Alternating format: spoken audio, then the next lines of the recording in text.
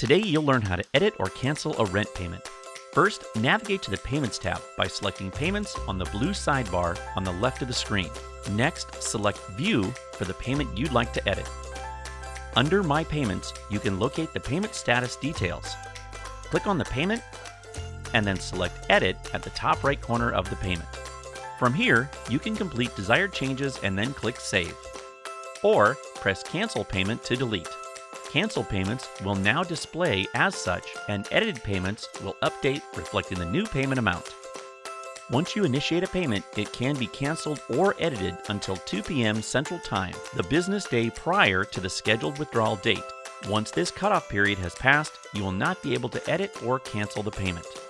Congratulations, you've successfully edited your payment amount. If you have any additional questions or experience any challenges along the way, you can reach the Avail customer support team by phone, email, or online chat. Details can be found below.